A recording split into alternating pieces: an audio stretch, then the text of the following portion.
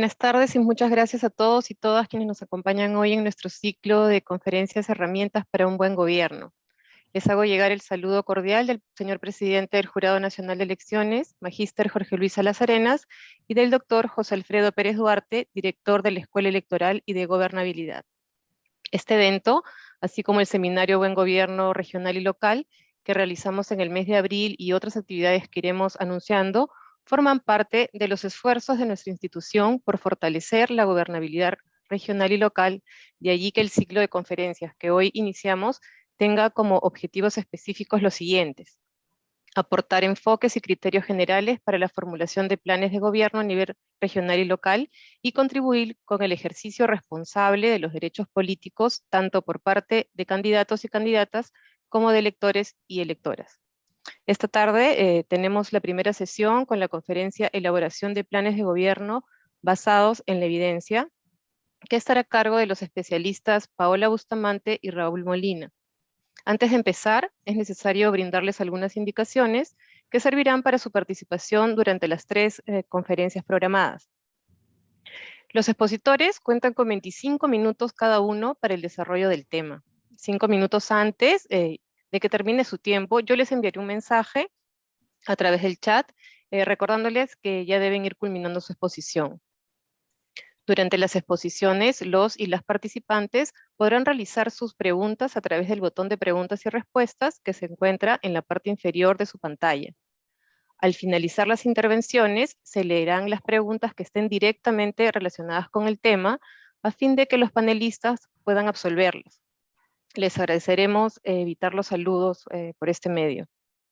Antes de enviar su pregunta, por favor, identificarse y señalar de qué lugar nos acompañan. Finalmente, antes de culminar la conferencia, los ponentes tendrán 10 minutos cada uno para realizar sus comentarios finales. Le recordamos que para acceder a la constancia de participación, los y las participantes deberán permanecer conectados por lo menos el 70% del tiempo de duración de esta conferencia, y es necesario que el usuario Zoom esté renombrado con su nombre y sus apellidos para poder tener la asistencia. Para dar inicio a la conferencia de hoy, permítame presentarle a los ponentes que expondrán el tema Elaboración de planes de gobiernos basados en la evidencia. Tenemos el gusto de contar con la participación hoy del señor Raúl Molina. Él es magíster en gestión de políticas públicas por la Universidad Autónoma de Barcelona y arquitecto por la Universidad Ricardo Palma. Ha sido viceministro de Gobernanza Territorial de la PCM, miembro del Consejo Directivo del CEPLAN, asesor del Despacho Ministerial de Cultura, consultor para el Ministerio de Desarrollo e Inclusión Social y secretario de Descentralización de la PCM. Además fue asesor del Gobierno Regional de San Martín en Planeamiento y Desarrollo Institucional. Actualmente, el señor Molina es asociado en Solidaritas Perú, consultor y docente en políticas públicas, gobernanza y desarrollo territorial. También está con nosotros Paola Bustamante. Ella es máster en Administración y Gerencia Pública por el Instituto Nacional de Administración Pública de España y la Universidad de Alcalá de Henares, abogada por la Universidad San Martín de Porres. Actualmente es directora de Evidenza Consultores. Ha sido secretaria general de la Presidencia del Consejo de Ministros, ministra de Desarrollo e Inclusión Social y viceministra de Prestaciones Sociales en esa misma cartera. Además, la señora Bustamante cuenta con amplia experiencia en gestión de organizaciones, diseño e implementación de programas, proyectos y políticas públicas. Bienvenidos y muchas gracias por acompañarnos hoy. Le voy a dar el pase al señor Molina para que pueda empezar su intervención. Adelante, Raúl, puede empezar. Gracias. Buenas tardes con todos y con todas. A ver, la idea es compartir, obviamente tenemos un tiempo limitado, es compartir algunas ideas generales con ustedes sobre lo que implica pensar un plan de gobierno, ¿no? Y no simplemente por cumplir con el requisito que nos exige los poderes electorales, sino para que el plan de gobierno sea efectivamente un instrumento que contribuya a, primero, que nuestros electores puedan informarse de lo que cada uno de los movimientos que compiten en la elección les ofrece, pero además en democracia los planes de gobierno tienen un sentido de compromiso democrático con los electores. O sea, no es simple y llanamente, como muchas veces se asocia a los programas electorales, un rosario de promesas. El plan de gobierno tiene que tener una cierta racionalidad. En el Perú todavía no somos muy exigentes a ese nivel. El sistema electoral está haciendo esfuerzos por contribuir a construir una cultura de plan de gobierno, pero en otros países como en Colombia, por ejemplo, con la institución que se llama voto programático, el plan de gobierno es vinculante para los candidatos.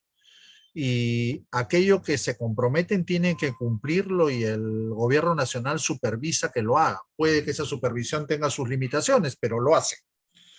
Entonces, en la lámina que están viendo, en el lado superior derecho, está la definición que tienen las Disculpe, directivas. Raúl, no estamos viendo, no No estás está. Ay, perdón, compartiendo, perdón, no. perdón, perdón, perdón, perdón. Es que dejé de compartir. Mil disculpas, mil disculpas. ¿Ahora sí? A ver, va a empezar. Ahora sí, si le da la Ya. pantalla completa para que salgan las diapositivas. Disculpen mi torpeza. Mm, ¿Ahora sí? No, dele otra vez. Sí está en pantalla completa. Ahora sí, ya está. Entonces, les decía que en Colombia existe la institución del voto programático, que es vinculante para aquellos que se presentan a cargos de elección popular a nivel subnacional. En el Perú todavía no, pero la idea es ir construyendo una cultura en esa dirección. Al lado superior derecho, les decía, está la definición de las últimas resoluciones del Jurado Nacional de Elecciones a este respecto, la definición de lo que es plan de gobierno, y es principalmente un documento, como dice ahí donde está subrayado, que define un diagnóstico y una visión de desarrollo, sea para el distrito, la provincia o el departamento al que postule, y además los objetivos, lineamientos de política, acciones, estrategias y metas. Parece complicado, ¿no? Al final voy a tratar de pasar a castellano ese contenido, ese alcance que está propuesto por el jurado. La definición es igual para regiones y municipios, pero lo principal que quiero recalcar es que el plan de gobierno es primero una herramienta para permitir el voto informado y responsable de los electores, pero también es un compromiso democrático con los ciudadanos. Más allá de que nos obliguen o no, el plan de gobierno debería ser lo suficientemente razonable para ayudar a que podamos efectivamente cumplirlo y por lo tanto tenga esa condición de compromiso democrático con los ciudadanos. Dicho esto, como marco de entrada, quiero compartir algunas de las nociones que deben ser base para el diseño de un plan de gobierno que efectivamente esté orientado a construir bienestar y desarrollo en los territorios a los que estamos postulando. O sea, ser alcalde y gobernador, con todas las limitaciones que pueda tener la administración pública peruana, es asumir una responsabilidad de promover desarrollo y liderar procesos de promoción de desarrollo en el territorio al que vamos a gobernar. Y gobernar significa liderar, gobernar significa articular, gobernar significa inspirar. La primera noción general es que el desarrollo tiene que entenderse como un proceso multidimensional. Naciones Unidas hace muchísimos años definió el desarrollo sostenible como la conjunción de tres dimensiones: económica, social y física, ¿no? Donde está el medio construido, lo que se llama el medio construido, es decir, las infraestructuras, las ciudades y todo lo que las sociedades hacen, y el medio natural, que es donde se asientan esas infraestructuras y van modificando el medio natural original. Pero después de esas primeras definiciones originales de Naciones Unidas, se ha incorporado esas tres dimensiones con mucha fuerza, una dimensión institucional. Institución no entendido como entidades u organizaciones, instituciones entendidas como las reglas de convivencia en una sociedad, aquellos principios, mecanismos y normas que usamos para convivir en sociedad. Porque resulta que si las instituciones son débiles, las relaciones entre los ambientes económico, social y físico son relaciones que no favorecen la convivencia y no favorecen el progreso compartido de todos aquellos que componemos una sociedad. Lo que es clave es que cuando hablamos de desarrollo sostenible, tenemos que entender que las dimensiones del desarrollo convergen en personas, en familias, en colectividades y en territorios. No es que se hace desarrollo social separado de desarrollo económico o se hace infraestructura sin considerar sus implicancias económicas sociales o sus implicancias sobre el ambiente natural.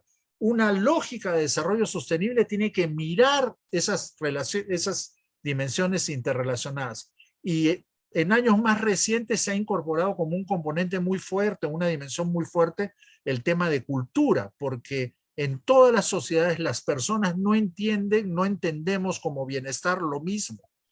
Y la dimensión cultural lo que permite es considerar las distintas perspectivas sobre el futuro y la calidad de vida y el bienestar que tienen las distintas culturas, que es un valor sustantivo para que la gente sienta que lo que llamamos desarrollo va implicando mejoras en sus vidas. Entonces, en el marco de la definición de desarrollo sostenible, una siguiente noción es que en la medida que el desarrollo sostenible se concreta en personas, comunidades y territorios específicos, un factor clave, una consideración clave es lo que llamamos enfoque territorial de desarrollo. Es decir, todos los que actuamos en determinado territorio, sea un pueblo, un barrio, un distrito o un departamento, un valle, una región, convergemos sobre entidades territoriales reales, sobre personas reales, sobre comunidades reales. Por lo tanto, es clave que las acciones de todos los actores se articulen justamente para tener efectos articulados sobre las distintas dimensiones del desarrollo. Es, desde mi punto de vista y mi experiencia, una condición para el desarrollo sostenible, para que el desarrollo abarque efectivamente las dimensiones sociales, económicas, ambientales, es que las intervenciones de los distintos actores en el territorio se articulen.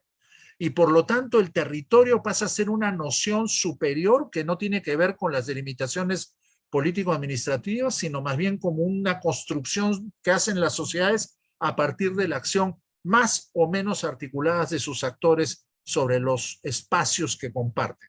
Y eso es clave para que se aprovechen todas las sinergias y las posibilidades de intercambio que hay entre unos y otros territorios en las situaciones reales. En ese marco, un concepto que se viene desarrollando mucho en los últimos años es el de gobernanza, es decir, lo clave para poder articular la acción de los actores con una lógica, como se dice, multiactor, en dirección de procesos de desarrollo que efectivamente sean integrados y sostenibles, las instituciones pasan a ser claves. Y las instituciones, como digo, no son los gobiernos locales o los gobiernos regionales o el ministerio tal o el programa nacional tal. Las instituciones son la manera como las sociedades construyen sus formas de gobernar los procesos que sirven para la convivencia. Y gobernanza territorial significa que más allá de que estemos organizados en municipios, en departamentos y en ministerios en el plano estatal, hay que construir para abordar la complejidad de los procesos de desarrollo instituciones que justamente permitan que los actores articulen y coordinen sus intervenciones en un territorio. Y hoy día el diseño de instituciones, el diseño de la gobernanza de los procesos de desarrollo es un desafío que excede los límites del Estado, y los Estados tienen que aprender a cooperar con otros actores públicos, sociales o privados para poder promover la complejidad de las políticas de desarrollo que hoy día se requieren. Esa es la única manera de poder lograr resultados, y el desarrollo son resultados de procesos de promoción del desarrollo que necesitan de diseños de gobernanza explícitos para poder concretarse. En ese marco, los actores de la gobernanza no son solo los actores estatales, son las comunidades territoriales, son las autoridades subnacionales, regionales y locales, son todos los agentes del gobierno central que están presentes en los territorios a través de no solo de programas nacionales, sino las comisarías y una serie de representantes de servicios del Estado están presentes en los territorios, aunque su autoridad esté presente en Lima. Las empresas privadas localizadas, empresas mineras, empresas agroexportadoras, generadores de electricidad y una serie de empresas locales que están presentes en los distintos lugares donde vivimos, además de otros actores que pueden converger al territorio, como organizaciones no gubernamentales, universidades, agencias de cooperación técnica. Ese es el tejido de actores que sirve de capital institucional para construir la gobernanza de los territorios, y el desafío es construir procesos de diálogo entre esos actores para que a partir del diálogo construir consenso, de los consensos diseñar mecanismos de gobernanza que permitan gestionar el desarrollo y de esa manera poder aspirar a resultados que efectivamente abarquen todas las dimensiones de la vida en sociedad, como decíamos al comienzo, ambiental, social, económica. En ese marco, hemos solido tener una lectura de los territorios como espacios urbanos donde hay mucho más diversidad de actividades, más concentración de población y que solemos asociar a mayores oportunidades, y espacios rurales como espacios donde hay menos población, las actividades son más homogéneas y solemos asociarlas a la agricultura, a la ganadería o peor aún, solo a las actividades de recolección en nuestra Amazonía baja, y que por lo tanto son espacios donde hay una serie de déficits de infraestructura y de servicios públicos, pero que las realidades son más simples en términos de que la vida rural tiene menos piezas de complejidad que la vida urbana. Eso cada vez es menos cierto. Acá solo como ejemplo le estoy mostrando los mapas que se obtienen satelitalmente de los países, permiten reconstruir por la intensidad de la luz los nodos de mayor concentración. En base a eso, en la PCM en su momento identificamos la evolución de las ciudades a lo largo de distintos años, de una serie larga de años en las distintas macroregiones del Perú, y después se aplicó lo que se llama una función de distancia, es decir, cuánto se puede recorrer en función del desarrollo vial en 1 hora, en 2 horas, en 3 horas, en 4 horas, a partir de cada ciudad. Se hizo ese ejercicio para todas las ciudades de más de 20,000 habitantes, y si ven en el 95, a partir de los nodos azules, que es donde están los nodos urbanos de más de 20,000 habitantes, no logran conectarse a 2 horas de distancia de esas ciudades y parece que son como nodos aislados. Pero si vemos el mapa del 2018, el tejido de ciudades ya está hiperconectado y por lo tanto disuelve esa barrera entre lo rural y lo urbano que habíamos imaginado hasta los años 40 o 50. Hoy día el Perú es un país donde lo urbano y lo rural están muy conectados, la gente se desplaza mucho en el territorio y eso hace que nuestra concepción de territorio como distrito, provincia o departamento, como urbano-rural, es una concepción obsoleta. Los territorios hoy día son realidades mucho más dinámicas, más desafiantes, pero que abren un montón de oportunidades para desarrollar procesos de desarrollo multiactor, donde lo privado, lo público y lo social se articulan para producir resultados compartidos, y eso creo que es una gran oportunidad, además de ser un desafío. En ese marco, lo que las autoridades locales y regionales tienen que mirar es que su territorio nunca es un espacio aislado, siempre forma parte de una estructura mayor con la que hay que relacionarse, pero además ningún territorio dentro de sí es totalmente homogéneo. Hasta en un distrito tienes áreas urbanas, tienes áreas rurales más conectadas, menos conectadas, algunas más productivas, otras menos productivas, hay áreas de conservación, hay áreas de producción primaria, y todo ese tejido hay que entenderlo para poder capitalizarlo a favor de una propuesta de desarrollo para el territorio. Es clave entender el territorio si es que se quiere construir una propuesta de desarrollo sostenible. En ese marco hay muchos estudios que han mirado muchas experiencias a lo largo del mundo. Esta es una cita de un colega arquitecto uruguayo, cuyo apellido está ahí abajo del título de la transparencia, que plantea 3 condiciones para cuando los territorios logran convertirse en autores de su propio desarrollo, ¿no? O sujetos de su propio desarrollo. Uno, una visión compartida. Hay que construir una foto de futuro que la mayor parte de los actores del territorio sientan que ese es un sueño por el que vale la pena comprometerse. Hay que construir una institucionalidad en el propio territorio que permita construir ese sueño, y ese es el desafío de la gobernanza, y hay que construir resultados escalonados a lo largo del tiempo que permitan mantener el compromiso y promover el compromiso de los actores detrás de la propuesta de desarrollo. Eso es lo que se define hoy día como territorios que son capaces de conducir su propio desarrollo. En ese marco, ya para ir terminando y entrar al tema de plan de gobierno con estos insumos que he tratado de compartir lamentablemente muy rápidamente con ustedes. Las resoluciones del Jurado Nacional de Elecciones dicen que el plan de gobierno está formado, nace de una visión de desarrollo que la definen como un marco de referencia de lo que la organización política le propone al territorio y a sus electores, y después dice o plantea que se desarrolle esa visión en 4 elementos.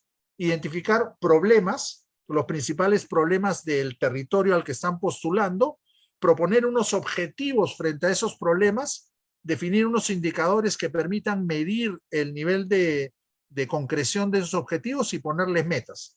La diferencia del indicador con la meta es que el indicador es aquello que vamos a medir y la meta es cuánto aspiramos de esa medición queremos conseguir en determinado periodo de tiempo. Respecto a esas definiciones del jurado, algunas recomendaciones muy básicas y muy rápidas. La visión tiene que ser una visión multidimensional con la lógica de desarrollo integrado. No es una visión de desarrollo económico o solo una visión de lucha contra la pobreza o solo una visión de sostenibilidad ambiental. Tiene que ser una visión que trate de integrar las distintas dimensiones de la vida en sociedad y tiene que ser planteada como un retrato del futuro al que aspiramos. No necesariamente una visión muy larga en términos de redacción, sino más bien con ideas muy claras que traten de describir de manera fotográfica el futuro al que aspiramos. Lo segundo, el diagnóstico no puede estar solo pensado en problemas, tiene que incorporar también las potencialidades del territorio, y en el Perú nuestros distritos, provincias y regiones tienen muchas potencialidades y muy diversas, porque si un capital tiene este país es su diversidad. Identificados los problemas principales y las potencialidades principales, hay que preguntarse cuáles son los desafíos del territorio para superar los problemas y para aprovechar las potencialidades, en positivo y en negativo. Desafíos son las tareas principales en las que habría que enfocarse. Recordemos que estamos hablando de periodos de gobierno de 4 años que no son eternos. Entonces hay que ponerse bien claras las prioridades. Una manera de poder entender la posición de nuestro espacio frente a territorios mayores es comparar indicadores claves como desarrollo humano, pobreza o cobertura de los principales servicios básicos, para lo cual sí hay información en el Perú, para poder entender cómo estamos situados en términos de desarrollo relativo frente a otros espacios. Los objetivos sean muy concretos. Los objetivos no pueden ser aspiraciones ideales. Los objetivos tienen que ser pensados como cambios verificables que queremos lograr en la calidad de vida de nuestra población.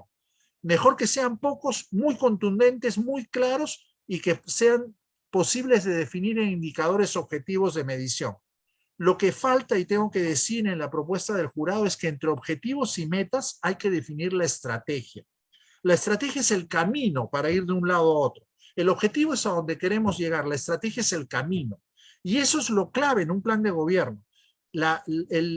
Los cómo del recorrido que pensamos hacer en los 4 años a los que postulamos para poder acercarnos a los objetivos. La meta es lo último, porque la meta es la cantidad del avance, pero sin estrategia no podemos definir la meta. Ahora bien, algunos dicen que hay que definir el costo del plan de gobierno. Es difícil para alguien que está postulando llegar a tener aproximaciones muy certeras de costo, pero sí deberían conocer la estructura de ingresos de la municipalidad o del gobierno regional al que están postulando. Para otro trabajo en estos días estuve actualizando los números de la estructura de ingresos de municipios y gobiernos regionales y son absolutamente diferentes. Los gobiernos regionales, 2/3 de sus recursos dependen de transferencias del gobierno nacional que el gobierno nacional decide. Tiene muy poca autonomía de gasto. En cambio, los municipios, 1/5 de sus ingresos son canon en promedio, ¿no? Hay muchas diferencias entre unos y otros, y otro quinto es el Foncomún. Entonces los municipios tienen más recursos para inversión y más autonomía para gastar en el caso del Foncomún. En el caso del gasto, los gobiernos regionales tienen el enorme peso de la planilla de salud y educación, que representa el 80% el 60% de todo su gasto y el 95% de su gasto corriente. Los gobiernos regionales solo tienen recursos para inversión de un poco menos de 20%.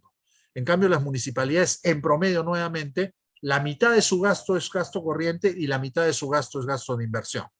Entonces, hay que tener muy claro eso, porque no es el mismo margen de maniobra que tiene una autoridad regional que el que tiene una autoridad local. Ahora sí, para ir terminando antes de que me callen,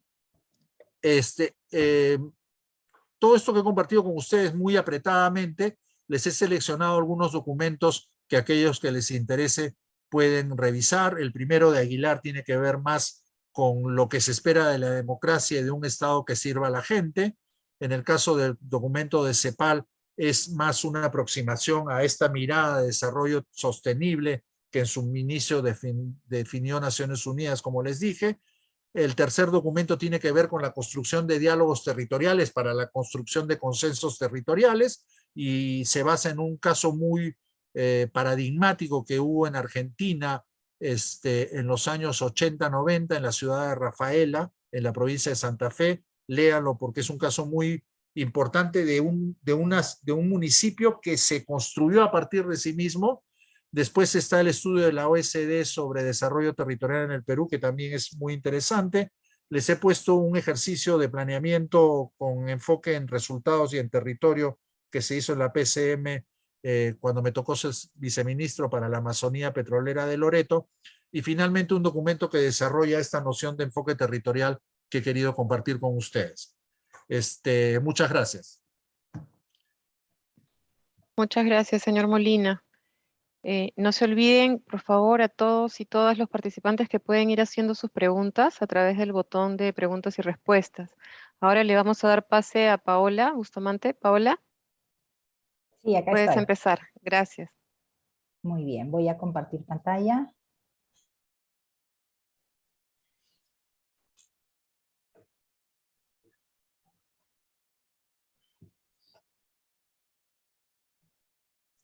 Les pido por favor que me confirmen si ven la pantalla Sí, la y estamos si viendo. ya está en Ya modo está completo. presentación. Sí, está Excelente. perfecto. Bueno, agradecerles por la invitación y agradecer a todos los que se han dado el tiempo para participar en este ciclo de conferencias y el día de hoy en el que compartimos con Raúl el tema de herramientas para un buen gobierno, básicamente centrado en los planes de gobierno basados en evidencia. Y complementando lo que ya ha señalado Raúl, me parece importante y en esa línea mostrar un poco aquello que se busca, ¿no?, desde una visión del Estado moderno al servicio de las personas. En primer lugar, no debemos perder el centro, que son las personas, en el servicio público, en la gestión pública y en los diferentes niveles de gobierno. El centro debe ser el ciudadano, por lo tanto, toda la gestión debe estar orientada al ciudadano. Y cuando hablamos de evidencias para tomar decisiones, ya Raúl nos ha adelantado además los procesos, ¿no? Cuando hablamos de orientado al ciudadano, buscar efectivamente solucionar los problemas públicos que tienen los ciudadanos a nivel local, distrital, provincial, regional. También los ciudadanos esperan no solamente que se tenga la intención de solucionar los problemas de ellos, sino también que estos sean atendidos de manera eficiente, es decir, utilizar los recursos de manera adecuada, buscar que con esos recursos se pueda llegar de mejor manera y a más ciudadanos, buscar la inclusión que está vinculado con el acceso y el ejercicio de derechos. La Constitución señala una serie de derechos que tenemos todos los peruanos y que deberíamos poderlos ejercer más allá del lugar donde hayamos nacido o estemos residiendo actualmente. Pero eso no sucede en todo el país. Entonces hay ciudadanos, peruanos y peruanas, compatriotas que viven en determinados puntos del país donde no pueden ejercer todos sus derechos. Por ejemplo, el derecho vinculado al nombre, en algunos casos, aunque hay un trabajo enorme que se ha hecho en los últimos años, diría yo, con un fuerte compromiso de RENIEC allá desde el año 2005, 2006, todos estos últimos años, más de 10 años buscando promover el acceso a la identidad. pero todavía hay zonas en el país donde no se puede ejercer ese derecho que uno tiene derecho al nombre, o de repente el tener los servicios básicos como agua, luz, internet, que a raíz de la pandemia ha sido tan evidente. Por lo tanto, buscar que efectivamente todos los peruanos, en la mirada de un Estado moderno al servicio de las personas, tengan y puedan ejercer sus derechos.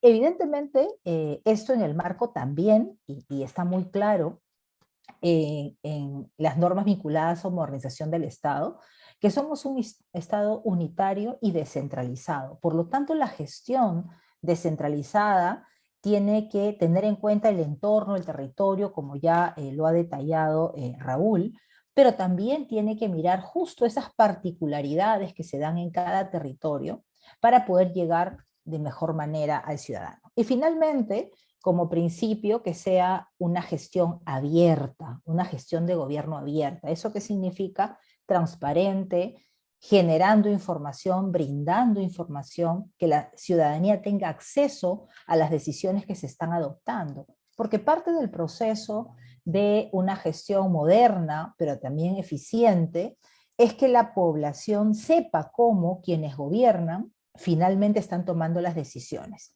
Y en esa medida, brevemente, quería compartir con ustedes la reflexión sobre qué hacen los gobiernos, ¿no? Una vez que llega la autoridad producto de las elecciones, ¿sí?, en el marco de la democracia representativa, tiene que tomar decisiones.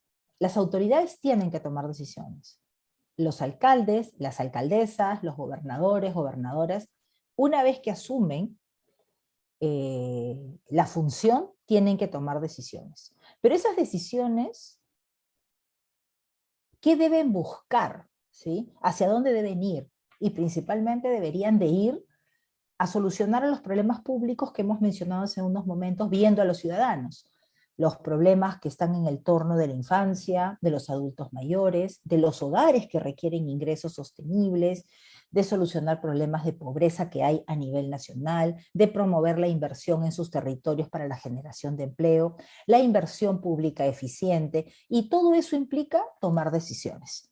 Pero esas decisiones normalmente pasan por procesos de negociación en el seno del gobierno regional y el consejo regional, en el seno de el diálogo y la negociación con los regidores en el caso de una municipalidad.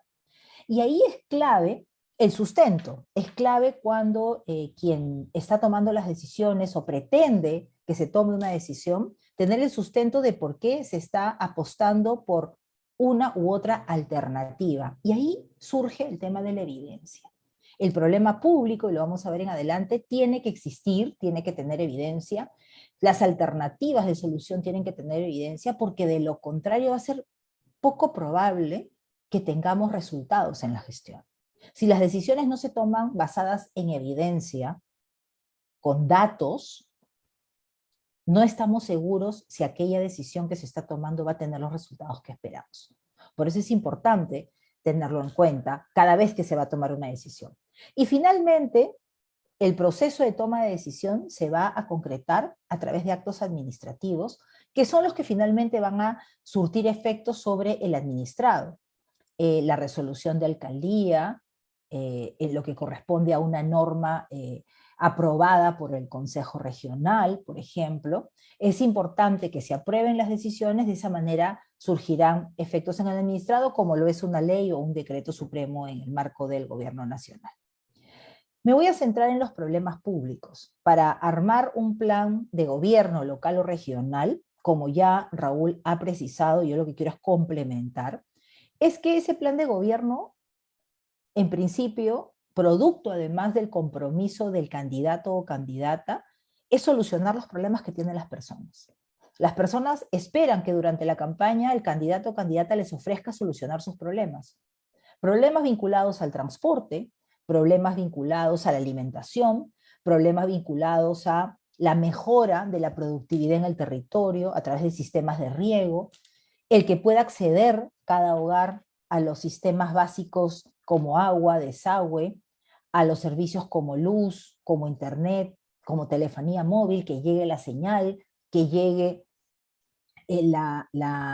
en lo que corresponde a la conectividad a través del celular, ¿no? 3G, 4G, ir mejorando la calidad del servicio de telefonía móvil, y son temas que van saliendo, que mejoren las calles, que hayan espacios de recreación para los niños, y sobre eso, evidentemente, podemos identificar que son problemas públicos, que son carencias objetivas que tiene la población y que afectan negativamente a las personas.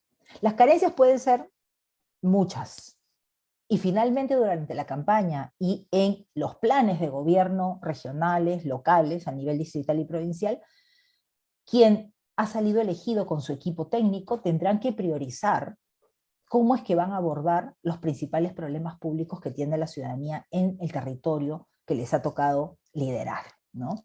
Gestionar, realizar la gestión de gobierno.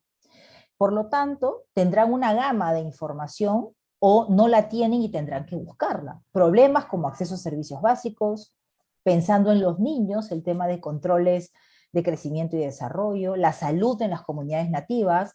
Raúl ha puesto en la bibliografía, por ejemplo, todo el plan de cierre de brechas de la selva, que es un modelo de lo que se tiene que trabajar, y está pendiente complementar el presupuesto que el gobierno tiene que priorizar. Sin embargo, está identificado con evidencia aquello que las comunidades necesitan. Pero además, no solamente es el dato, sino es que la población participa. Y eso también es importante cuando se hacen los planes, porque la población tiene que legitimar esos problemas. Estos problemas públicos evidentemente tienen que ser el sentir de la población. Hace unos días estaba conversando con unas personas que trabajan en un programa vinculado con infraestructura, casitas calientes, ¿no? Y hay zonas del país donde llegan y nadie quiere contribuir en la comunidad a construir las casas, ¿no? Entonces, la pregunta que hacíamos es, bueno, ¿y qué es, y cómo se trabajó esa prioridad para ese distrito o para esa comunidad? De pronto todos tienen sus casitas, no es necesario poner una casita caliente, por lo tanto, la población va a decir, no la necesito, y de pronto viene el gobierno y dice, aquí se tiene que desarrollar. Entonces es importante que la autoridad tome en cuenta también las prioridades que se tienen a nivel del territorio y de la población. Y aquí vemos algunos datos que recientemente se han publicado. El viernes salió publicada a través del Instituto de Estadística e Informática, la ENDES, pero también salió la Encuesta Nacional de Hogares hace unos días, y aquí tenemos los datos en cómo estamos al 2021 en acceso a servicios como agua, saneamiento, luz, celular e internet. Y vemos aquí que en este momento el promedio nacional en el país, ¿sí?, respecto al combo de 5 servicios, es que el 45,2% de la población tiene los 5 servicios. Claro, esa es una estadística nacional, pero de pronto, ¿no?, para quienes quieren hacer gestión regional, vamos mirando y vemos que los departamentos en verde son los departamentos que tienen entre 50 y 64%, casi 65% de acceso a los 5 servicios básicos. Entonces ahí de pronto, Arequipa, por ejemplo, que tiene en promedio en acceso a agua alrededor del 90%, entonces faltará cerrar la brecha del 10%. Pero luego viene una pregunta adicional, que es algo bien importante cuando se hace gestión pública, y es, ¿y será que el agua, ese 90% de arequipeños, tienen agua las 24 horas del día? Y de pronto cuando vamos a ver la data que existe, la evidencia, no. De ese más de casi 90 o 92%, si no me equivoco, solo el 46% tiene acceso 24 horas, y será un 64%, un 62% que tiene acceso 12 horas, ¿no? Entonces vemos que ahí es cobertura, vamos bien, ya en tema de frecuencia no tan bien, y faltaría mirar la calidad, ¿no? Entonces hay varios, solamente en temas de agua se puede abrir una gama de compromisos, tareas, y evidentemente con evidencia ver qué se puede hacer. Vemos luego en amarillo los departamentos que tienen entre 30 y 44,7% de acceso al combo de servicios. Y eso es que un solo ciudadano tenga los 5 servicios, o un hogar tenga los 5 servicios. Porque si uno mira los servicios separados, como mencionaba, por ejemplo, agua versus desagüe versus acceso a internet, son datas distintas. Pero cuando nosotros como ciudadanos deseamos tener todos los servicios, Por lo tanto, quien asume los gobiernos, regional, local, en este caso, tiene que pensar que el ciudadano tiene la expectativa de recibir todos los servicios, que es su derecho, además, en el marco del ejercicio de sus derechos consagrados en la Constitución. Sin embargo, vemos regiones en rojo, y las regiones en rojo son aquellas que tienen entre 15 y 18,3% de acceso al combo de 5 servicios. Evidentemente, el plan de gobierno del departamento de Loreto o del gobernador o gobernadora que gane las elecciones frente al plan de gobierno de Arequipa en cuanto a acceso a servicios tiene sus particularidades y sus diferencias. ¿Cómo es que se va a comprometer en el marco, además de la ley de bases de descentralización, de las funciones que tiene a nivel de gobierno regional, cómo va a poder comprometerse y cómo se va a comprometer a atender estas demandas de acceso a servicios básicos? Luego pasamos, digamos, ahí estamos en acceso a servicios, y el viernes se publicó la ENDES, la encuesta demográfica y de salud familiar, más conocida como la ENDES, y los datos que nos muestra, tenemos es que la desnutrición crónica infantil, que es un tema central de primera infancia, que garantiza capital humano, que si un niño es desnutrido no va a poder desarrollarse, no se logran las conexiones neuronales, y esos niños finalmente a la larga no van a poder contribuir al desarrollo del país ni a la competitividad del país, porque es altamente probable que no puedan terminar el colegio, que de repente no puedan conseguir un trabajo que le genere mejores condiciones a su hogar. En algunos casos los chicos desertan del colegio y se dedican a la delincuencia. Entonces, en términos de desarrollo, no va a poder lograr su desarrollo como persona. Y si miramos a nivel de país, entonces lo que vamos a ver es que el país no va a ser tan competitivo porque un grupo importante, y en este caso son 11,5% de niños que están con desnutrición crónica. Pero vemos que ese es el promedio, pero Huancavelica, Loreto, Cajamarca y Apurímac son los departamentos que tienen el mayor porcentaje de desnutrición crónica infantil, y luego vemos, por ejemplo, que Tacna, Moquegua, Lima, Metropolitana, Ica son los que están mejor respecto del promedio nacional. Por lo tanto, es importante, ¿no?, el que en función a ello, cada gobierno regional tendrá que establecer con la Dirección Regional de Salud, con la articulación que se pueda desarrollar a nivel local y a nivel departamental, qué acciones se van a realizar para garantizar que el dato del promedio por departamento vaya variando.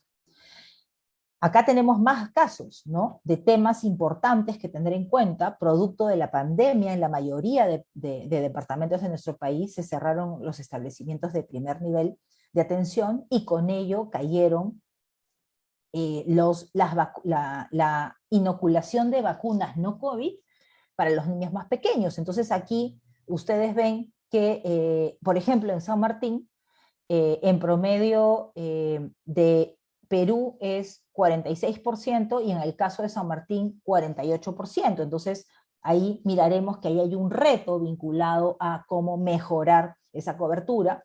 A la derecha vemos Piura, y en Piura vemos que con relación a la vacuna de rotavirus, Piura está mejor que el promedio nacional con data del 2021. Entonces, ¿qué cosa está? Si bien es cierto, cayó después de la pandemia, porque Piura en el 2018 llegó al 100% de cobertura de vacunación, lo que tendrá que mirar, evidentemente, quienes participen en las elecciones en Piura es cómo remontar a las cifras del 2018, porque quiere decir que sí se logró. En promedio nacional nunca se logró 100, pero en Piura sí se logró 100. Entonces, el problema es el que está aquí al centro: vacunación, desnutrición, acceso a servicios básicos, y para identificar ese problema, evidentemente tenemos que tener evidencia. La evidencia es que hay niños con desnutrición. ¿Y por qué es grave? Por las consecuencias que genera la desnutrición. Es grave porque un niño que tiene desnutrición no va a desarrollarse. Entonces, tenemos que ver cuáles son las causas, y eso también es con evidencia. La evidencia dirá que las causas que para que un niño sea desnutrido es que, por ejemplo, nazca con bajo peso o antes de tiempo. ¿Y cuáles serán las causas para que un niño nazca con bajo peso o antes de tiempo? Que la madre tenga infección urinaria durante la gestación. Entonces, si eso lo conoce el gobierno regional que tiene a su cargo la Dirección Regional de Salud, entonces se tendrá que trabajar para atender las causas que eviten que se dé el problema y finalmente que no tengamos las consecuencias. Pero tenemos que tener la información para poder plantear directamente el problema, la gravedad de las consecuencias y cada uno de los síntomas que hay que atender para evitar que continúe incrementándose. Teniendo en cuenta los tiempos, además, yo quiero compartir con ustedes, en la línea también de lo que señaló Raúl, y de hecho la información conceptual tenemos la misma bibliografía, darle dos herramientas que ustedes pueden utilizar si es que están interesados en mirar evidencia y data distrital y data departamental. El Ministerio de Desarrollo e Inclusión Social, ¿sí?, creó una plataforma llamada Redinforma, que ustedes la ven aquí, y en esta plataforma tienen reportes interactivos del territorio a nivel distrital. Mi distrito fue el primer repositorio de datos y fue creado con el objetivo de que las autoridades locales puedan tener datos a nivel distrital, ¿sí? Y ese dato a nivel distrital le permita el poder tomar decisiones. Entonces, aquí, por ejemplo, bien concreto, ustedes entran a su navegador de su preferencia y buscan departamento, o sea, región. A la mano izquierda ustedes van a ver datos generales del distrito, buscan región, provincia, distrito Bagua. Ahí le va a salir el nombre del alcalde, la dirección, y van a tener a la derecha, arriba, cajitas blancas, y una serie de indicadores del distrito, ¿sí? Luego, hay data más antigua que viene del censo, que es la población del censo.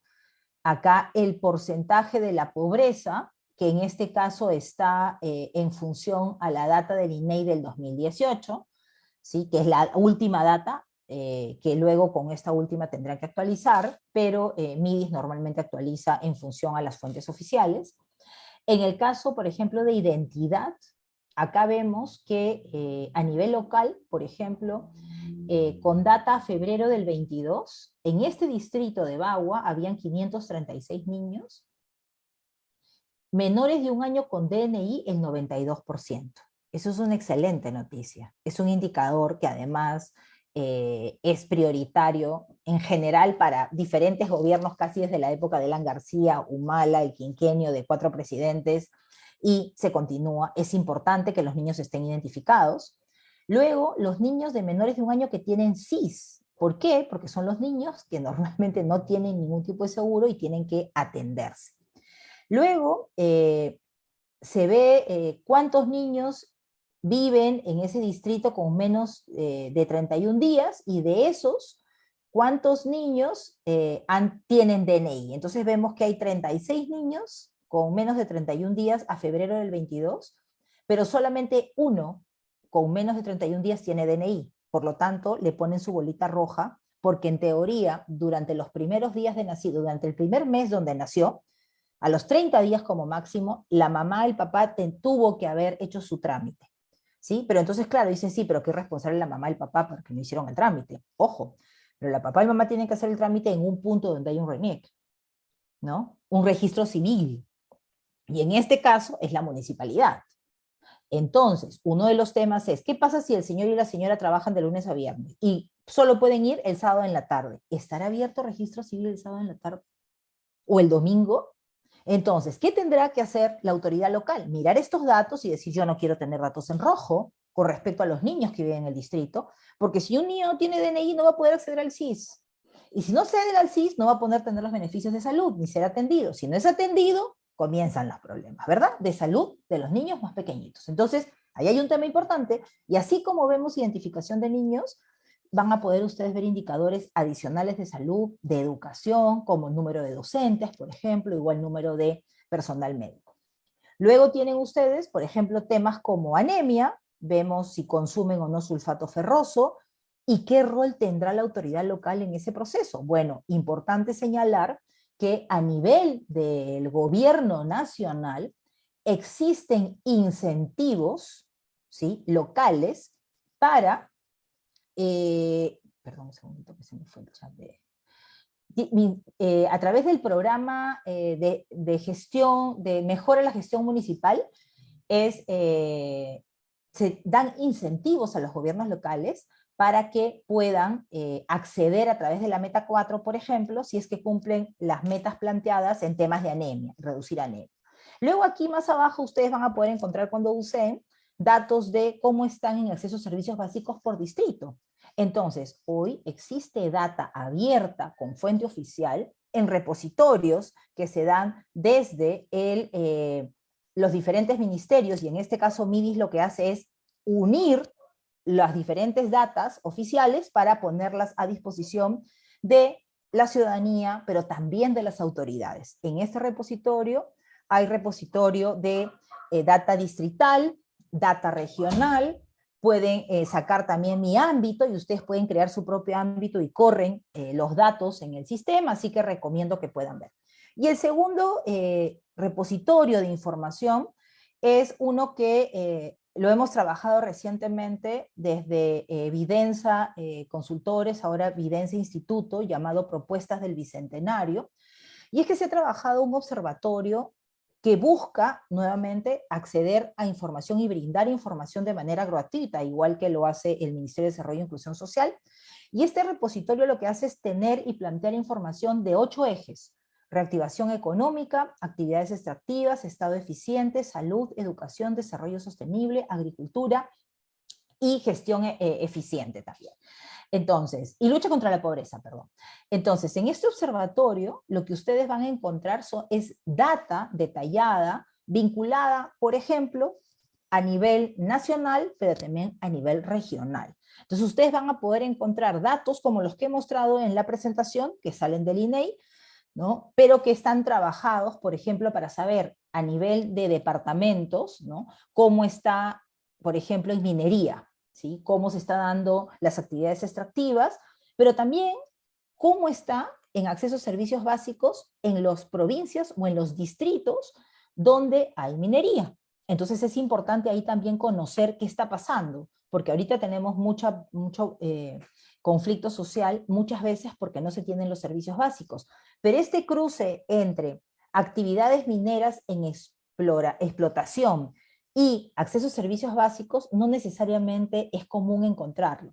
En el observatorio hay información a nivel departamental, hay muy poca a nivel distrital.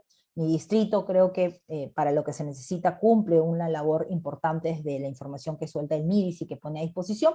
Y en este caso desde Vidensa hemos apostado por brindar información a nivel regional, de reactivación económica en regiones, cuánto se pierde por corrupción en el estado eficiente, por ejemplo, en salud, cómo va la vacunación del COVID, cómo va la vacunación no COVID, qué otro tipo de temas en reforma están pendientes, como por ejemplo el tema de salud.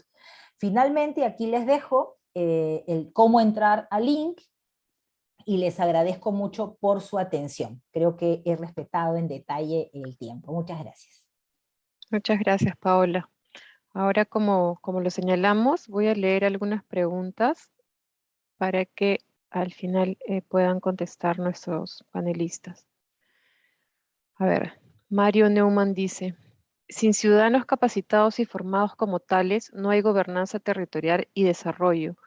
¿Cómo a través de las municipalidades se colabora con la formación ciudadana, en especial con aquellas generaciones que todavía no cumplen la mayoría de edad? Madeleine Vidal dice, ¿qué indicadores debe cumplir el plan de gestión? Se tienen muchas ideas, pero ¿qué pasa cuando la ex autoridad no trabajó mucho en resultado? No viene presupuesto para un distrito pequeño. ¿Qué hacer? ¿Cuál sería tu guía si eres alcalde nuevo? Walter Elescano nos dice, ¿cuál debe ser el diagnóstico dentro de un plan de gobierno? Madeleine otra vez nos escribe y dice, ¿cómo evitar errores en la gestión pública? Rolando Paitán, desde Huancayo, dice, ¿cuál sería el rol de la población para hacer cumplir un plan de gobierno, ya sea local o regional? Porque a la fecha los planes de gobierno solo son formalismo para inscripción de candidatos al JNE. La doctora Teresa Huarca López dice, para tener un desarrollo sostenible, ¿no cree usted que debe existir realmente una descentralización, empezando por los congresistas que representan a sus regiones? Debe permanecer en sus respectivas regiones y atender al desarrollo de su población al que representan y no venirse a la ciudad capital, generando que sus propias autoridades regionales, locales, comunales estén trasladándose a la capital para realizar trámites de viabilidad de sus proyectos, descuidando a la población. Luis Cueva nos dice, la norma señala que el plan de gobierno comprende un diagnóstico y versión de desarrollo, los objetivos, lineamientos de política, acciones, estrategias y metas en el ámbito regional. Sin embargo, difiere del formato resumen que requiere para las 4 dimensiones: problema, objetivo estratégico, indicadores y metas. Marcos Garrido dice, señor Molina, interesante enfoque en su exposición del tema, pero el plan de gobierno hasta hoy es un documento solo para cumplir con la formalidad. ¿Qué cree que se puede hacer y por quiénes para que sea un documento de gestión y control político? Eh, Juan José Villarroel dice también para el doctor Molina, ¿cuáles son los instrumentos base que se deben de utilizar para la elaboración de los planes de gobierno, ya que debido al tiempo corto no es posible realizar talleres de recojo de información en todos los espacios? Asimismo, los instrumentos a utilizar garantizan la información a recopilar como diagnóstico preliminar. Mm, a ver, Mario Rosales dice, pregunta para los dos expositores. El desarrollo del Perú se basa solo en lo político, económico y social. ¿Cómo y en qué momento tomamos en cuenta la salud y la educación si estando lleno de vida e instruidos podemos generar los 3 puntos anteriores? Y a ver, aquí tengo unas preguntas más que me han llegado por el chat. Eh, ¿Cómo promover que los planes de gobierno sean vinculantes? ¿Qué institución se haría cargo de este seguimiento? La siguiente es, ¿cómo construir un plan de gobierno alineado a los instrumentos internacionales de desarrollo sostenible como la Agenda 2030 de las Naciones Unidas? ¿Cómo gobernar territorios cuando en una misma región o entre regiones vecinas tenemos autoridades de procedencias políticas diferentes? ¿Qué se puede hacer para trasladar el enfoque de evidencia hacia los electores? Y bueno, esas son todas las preguntas que hemos recibido que están relacionadas al tema. Nuestros panelistas, empezando por el señor Molina, podrían ir contestando algunas de las preguntas que han hecho. Me vas a dar un par de horas. ¿Ah? El tiempo que usted A necesite, ver, señor Molina. este, a ver, bueno, celebro porque las preguntas muestran que hay inquietud. Como dije al comienzo de mi presentación, esto es una cultura de cumplimiento a construir. O sea, los planes de gobierno que efectivamente respondan a las necesidades de la gente y con autoridades que los cumplan, es una cultura a construir. Efectivamente, esa cultura necesita mecanismos y varios de esos mecanismos tienen que estar localizados en los propios ciudadanos, no van a depender de entidades públicas que hagan una vigilancia de los planes de gobierno en todo el país, porque eso termina no siendo efectivo y capaz de medir realmente. Entonces, eso me lleva a la primera pregunta de cómo se colabora para formar ciudadanos, pensando sobre todo en las nuevas generaciones, dice la pregunta. Los municipios en particular tienen la ventaja de ser el nivel de gobierno más cercano a la población, en particular los distritos. Y los distritos tienen un potencial enorme para organizar la participación de los ciudadanos, no solo en la vigilancia de los servicios públicos, sino incluso en el planeamiento del desarrollo, e inclusive podría ser en algunas responsabilidades de gestión en determinados servicios. Recordemos, por ejemplo, las JAS, en su momento los CLAS para salud y todo lo que son trabajos de cooperación en mantenimiento de vías vecinales, etcétera. En el caso del gobierno regional, los gobiernos regionales tienen la salud y educación a su cargo, ¿no? Y los ministerios, sobre todo el de educación, es muy abierto y proclive a que se incorpore una relación muy activa entre escuela y ciudadanos.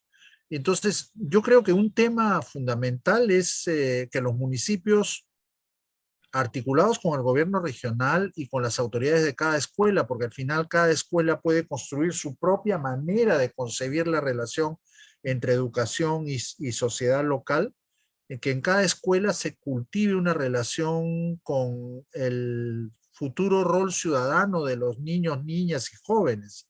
Y ahí hay experiencias por todo el mundo con enormes resultados de formación ciudadana a nivel de niños, niñas y jóvenes. Acuérdense que hay inclusive esta institución de las alcaldías escolares, donde los chicos pueden jugar respecto a su colegio el mismo papel que las autoridades municipales respecto al municipio. Todos los espacios donde se contribuye a ser consciente que uno es miembro de una sociedad y que los resultados sociales son producto de la síntesis de las acciones de todos, contribuyen a construir instituciones, contribuyen a construir cultura ciudadana.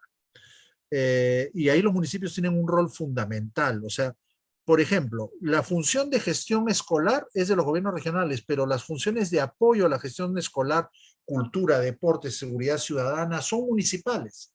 Y ahí los alcaldes podrían plantearse una estrategia de enorme potencial para eso. Varios preguntan sobre la vinculancia y sobre si, inclusive hay una pregunta que dice que las resoluciones del jurado hablan al comienzo de plan de gobierno y después lineamientos de política y una serie de categorías y después en el resumen usan otras categorías. Miren, yo les sugeriría que se guíen más por los ítems del formato resumen, pero al final lo que importa no es el formato resumen. Lo que importa es que el plan de gobierno sea un instrumento que los ayude a pensar ordenadamente sobre el futuro que quieren para el municipio, sea provincia, distrito o la región a la que van a postular. No tiene que ser un documento enorme. Puede ser un documento relativamente corto, pero que ponga énfasis en las apuestas del territorio. Concéntrense en los principales problemas públicos con la noción que Paola ha compartido con ustedes y después cuáles son las principales apuestas para poder proponerse objetivos retadores pero accesibles frente a esos problemas públicos. Son 4 años. Y claro, no hay un montón de dinero. Y alguno preguntó también, hay muchos municipios que tienen muy poquita platita, ¿cómo hace? Una de las cosas que sugeriría, apenas asuman, a veces desde afuera todavía es difícil tener información.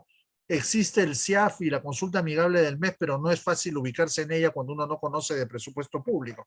Pero apenas asuman, primero, entiendan bien la estructura de su propio presupuesto, entiendan bien la estructura del presupuesto de su gobierno regional si son municipios, y después estúdiense cuáles son los programas nacionales que manejan todos los ministerios. Hay una serie de opciones para conseguir financiamiento. Paola ha hablado del plan de incentivos para la modernización municipal, pero hay los fondos concursables que tiene el Ministerio de la Producción, hay, en el caso de los gobiernos regionales, el Fondo de Estímulo al Desempeño del MIDIS, hay una serie de herramientas que pueden permitir conseguir recursos y incluso eso en el sector público. En el sector privado muchas veces hay empresas en los municipios con las que se puede plantear alianzas, no buscar beneficios no transparentes con las empresas, sino que las empresas se alíen realmente con el gobierno local para producir un mejor ambiente para el desarrollo de la propia empresa. Y hay muchos alcaldes en todo el mundo, no solo en el Perú, que han sido muy exitosos en construir esa cultura de cooperación pública-privada para el desarrollo local. Lo que llamamos gestión en el Perú es saber moverse con esa lógica multiactor que yo les planteaba detrás del concepto de gobernanza. Instrumentos para el diagnóstico, preguntaba alguno. Paola ya ha compartido uno, que es esta base de datos de mi distrito que maneja el MIDIS. Es probablemente la mejor fuente para tener información a nivel distrital. Mucha de ella es proxy, o sea, es información que no ha sido medida de manera primaria a nivel distrital, no tenemos bases de ese nivel, pero es bastante razonable y sirve para construir un retrato del municipio para fines de plan de gobierno. Lean el plan de desarrollo local concertado que esté vigente, no importa que sea antiguo, que exista en su municipio, lean el plan de desarrollo regional concertado. Muchas veces en esos instrumentos de los departamentos hay mucha información de diagnóstico. Busquen diagnósticos sectoriales en aquellos sectores priorizados que se han planteado en su plan de gobierno. Primero piensen las apuestas del municipio y después busquen información para sostenerlas. A nivel del plan de gobierno pueden hacer un poquito las cosas al revés. El INEI es una fuente también, pero es muy difícil de entender cómo está organizada la información del INEI para alguien que no está acostumbrado a moverse en ella. Les recomiendo que mejor trabajen con mi distrito y pregunten a la gente. O sea, si van a proponerse un desafío de desarrollo agropecuario, hablen con los agricultores. Si van a proponerse un desafío de mejora de la calidad educativa en su distrito, hablen con los profesores, con los directores de escuela, con los padres de familia.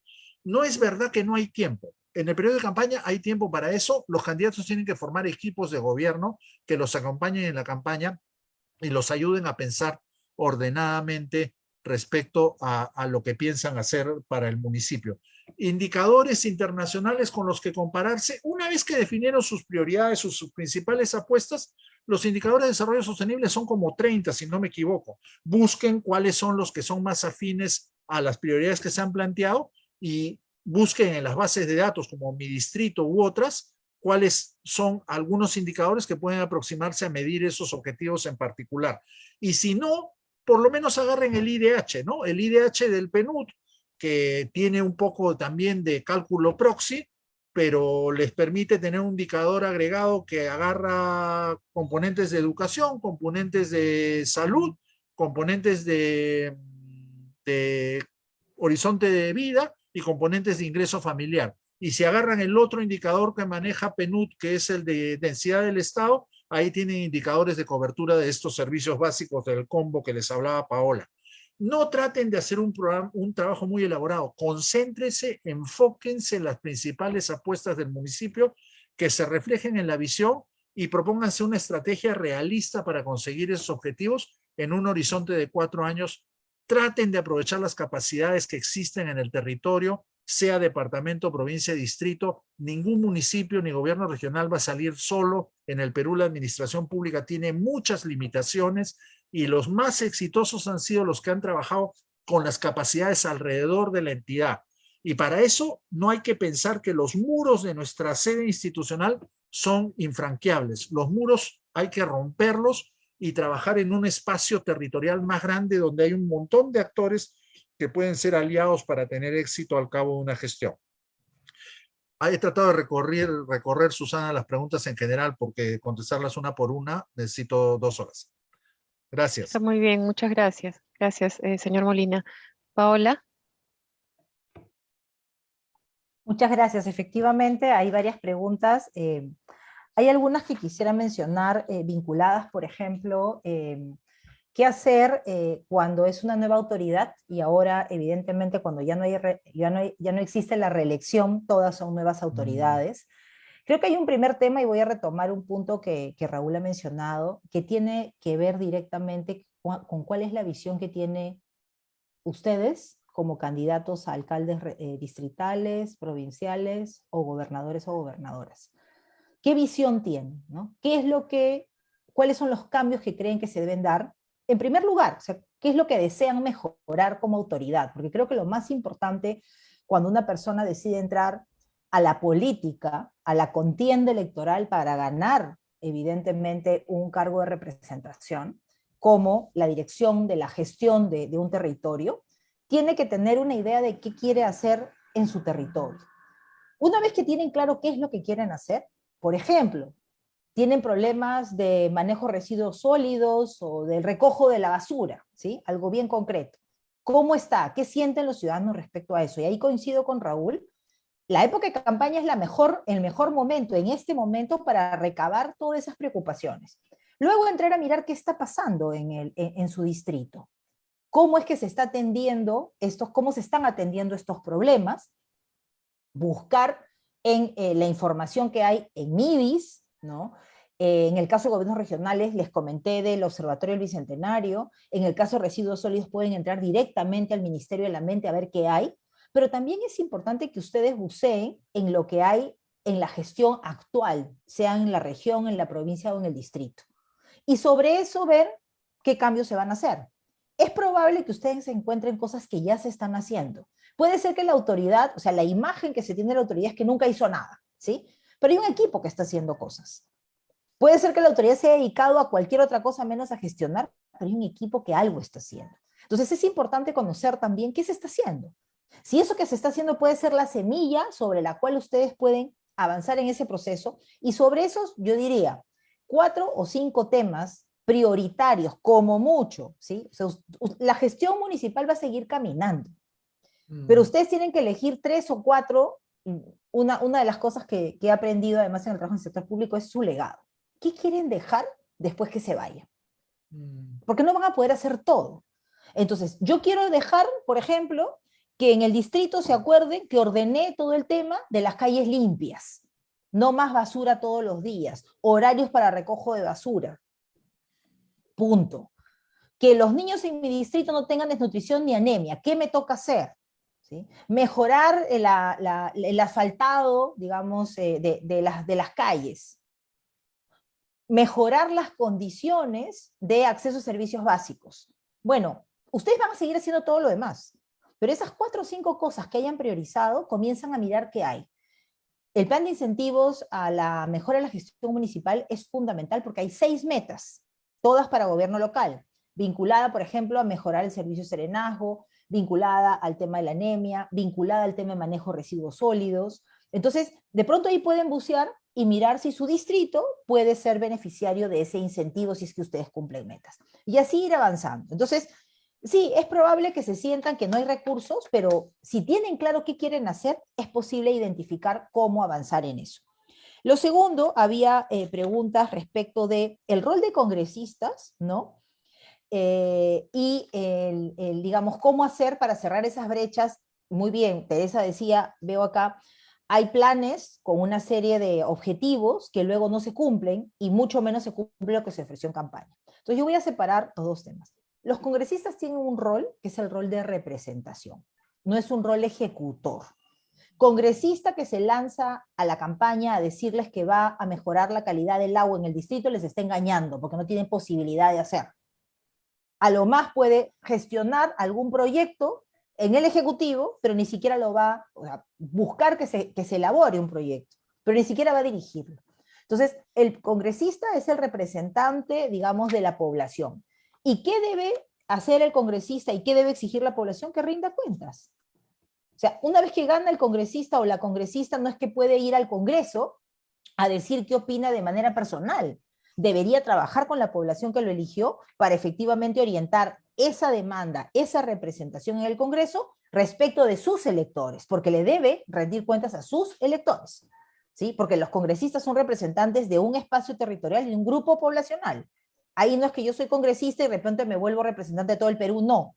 Usted es representante de quien lo eligió y de quienes lo eligieron, pensando en la gente y pensando en el país, pero hay un deber de rendición de cuentas. Y lo segundo es, ¿qué pasa cuando no los cumplen? Como decía Raúl, este es un proceso que va y viene en el sentido de tenemos que avanzar en, como ciudadanos, tener una participación activa, pidiendo que los candidatos y candidatas, cuando ofrezcan cosas en campaña, denle evidencia, que digan cómo es que lo van a cumplir. Pero además existen elementos para revocar a las autoridades. Yo creo que cada cierto tiempo los ciudadanos tienen que exigir que no solamente sea una rendición de cuentas de cuánto gastaron, sino cómo realmente se está mejorando la calidad de vida de la población. ¿El recojo de basura mejoró o no mejoró? ¿Las calles están limpias o no están limpias? Eso es bien verificable rápidamente. Entonces, la apuesta es a qué le van a poner ustedes la prioridad. Y creo que hay algo que no me quiero quedar con esto, y es, pónganle prioridad en el tiempo. Ustedes no pueden comprometerse a tener el puente anhelado que va a unir una parte del pueblo con el otro, y a unir a través del puente, porque en el medio hay un río, en un año. Si es que no hay expediente técnico, si no hay perfil, si no tienen presupuesto. Entonces tienen que primero preocuparse por qué van a ofrecer y si lo pueden cumplir o no. Pero además, en el tiempo, en su plan, mirar qué cosas pueden ofrecer para lograr resultados en corto plazo y lo que demore más tiempo ir avanzando para inaugurarlo al 4.º año, ¿no? Antes de que se vaya. Finalmente, Melissa preguntaba algo que me parece relevante y está vinculado, y lo hago por el tiempo, he tratado de contestar la mayor parte de preguntas que han llegado, y Melissa decía, ¿dónde podemos conocer el porcentaje de avance de los ODS a nivel regional? En la página del INEI.